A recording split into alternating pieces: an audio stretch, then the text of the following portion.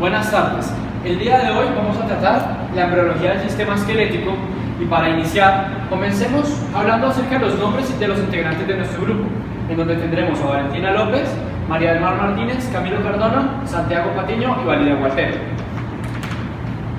Ahora bien, entrando en materia, hablemos acerca del tejido óseo, en donde vamos a ver que está compuesto por unas células y una matriz, en donde tenemos que definir que una matriz va a ser mineralizada y será importante para la homeostasis del calcio a nivel corporal. Y tenemos por otro lado las células, en donde vemos unos ostocitos en sus lagunas, los osteoblastos, los osteoclastos con una porción importante en la resorción ósea, y las células osteoprogenitoras. Ahora,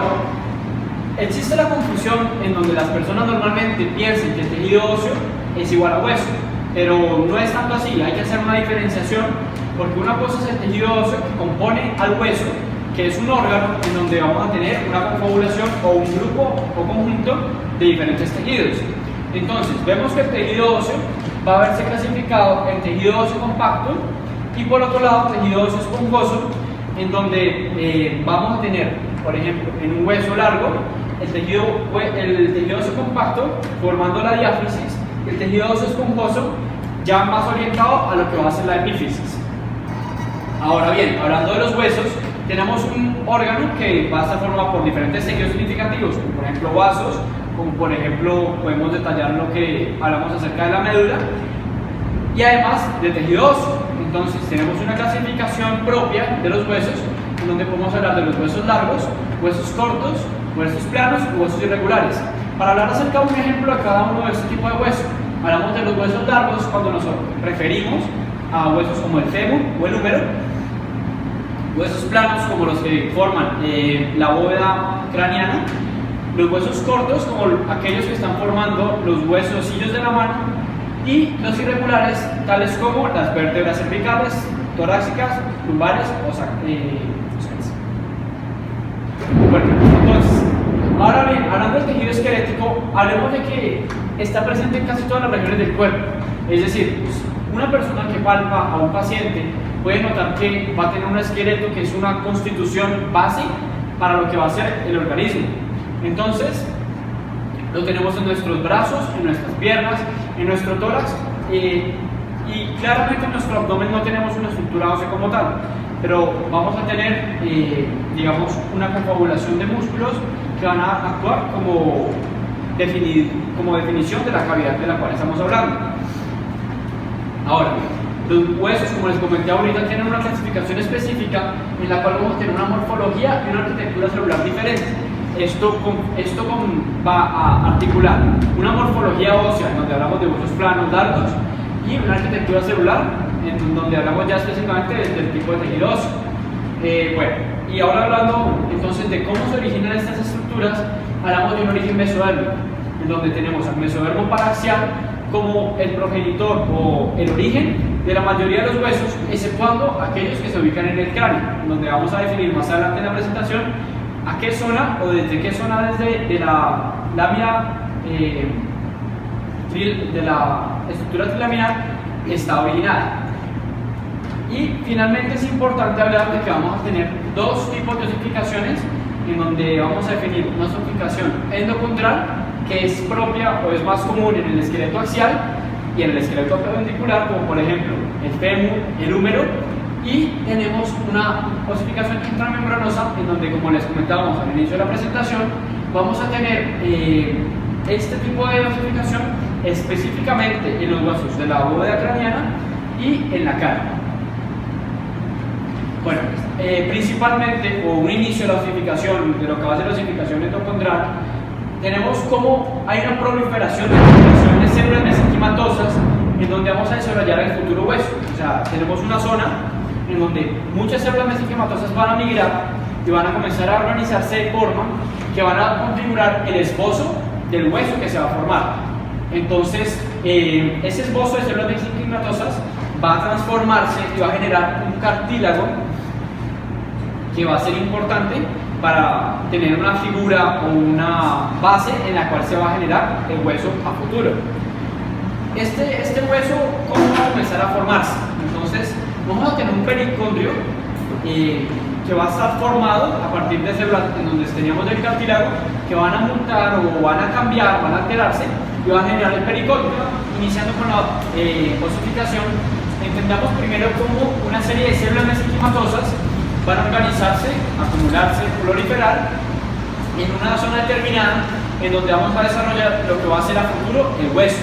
Entonces, primero pues van a configurar una forma, un esbozo que va a estar hecho de cartílago. Obviamente estas células mesenquimatosas se han especializado de alguna manera y formarán este modelo en donde vamos a tener un hueso futuro, empezando ahora con un pericondrio, o sea la parte la periferia de este esbozo, que va a dar origen a unas células formadoras de hueso que van a generar una capa osteógena que va a ser el esperiósteo. ¿Ya? Cuando tenemos este periósteo, también o de manera paralela, vamos a tener una hipertrofia de los condrocitos, que son las células que conforman el cartílago, y con esto van a comenzar a reducir y comprimir la matriz en la que están inmersos. Cuando comienzan a comprimir esta matriz, van a tener además una serie de enzimas como la fosfatasa alcalina, que va a generar que la matriz comience a calcificarse. Una matriz calcificada luego genera que exista un tipo de aislamiento de esos condrocitos, que debido a que van a tener una falta de nutrientes como oxígeno o otros similares que son vitales para la vida de una célula, van a comenzar a morir. Esto va a comenzar a generar unas diferentes trabéculas que van a ser la base para el futuro hueso. ¿Listo? Entonces, hablando ahora de otras células que comentamos al inicio de la presentación, los osteoblastos van a iniciar el proceso de síntesis de osteoide, que es similar a una capa que va a cubrir esas trabéculas de esbozo que habíamos generado anteriormente. Lo van a depositar sobre un armazón trabecular, como lo estoy comentando, y vamos a comenzar a tener una serie de vasos que van a comenzar a crearse a este nivel. Entonces, como les venía diciendo, tenemos una base ahora de hueso, pero tenemos que crecer, o ese hueso debe de crecer,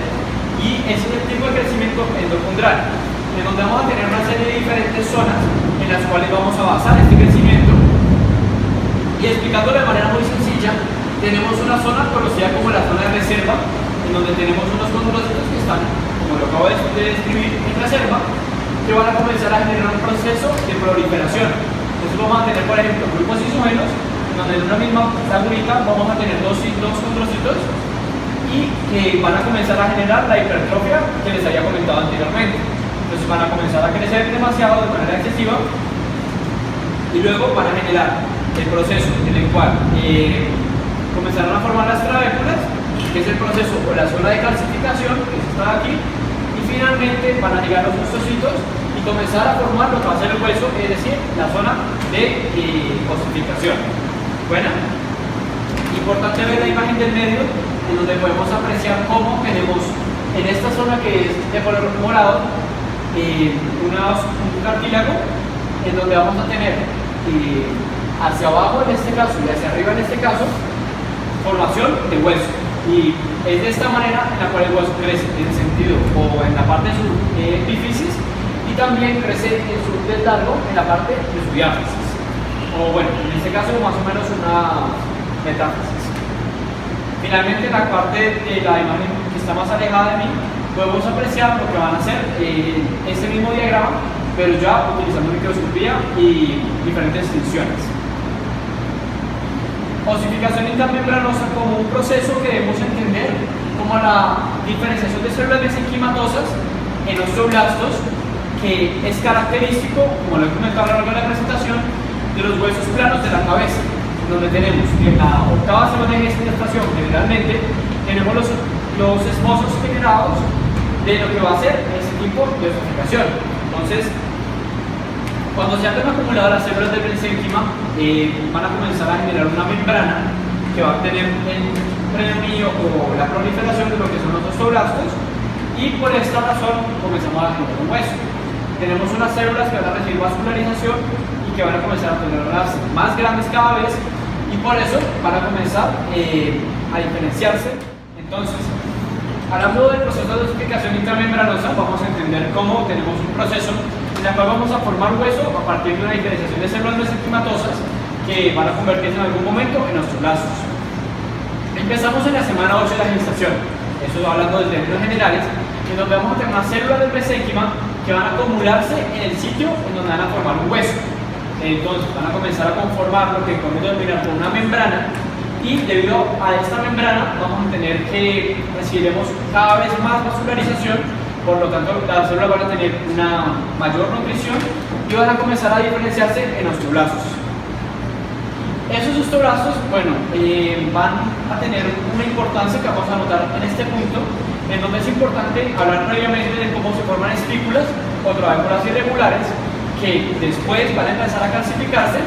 y los osteoblastos, que hablamos hace un rato, van a aparecer y comenzarán a generar la osificación de esta zona, y cada vez va a ser un hueso de mayor tamaño.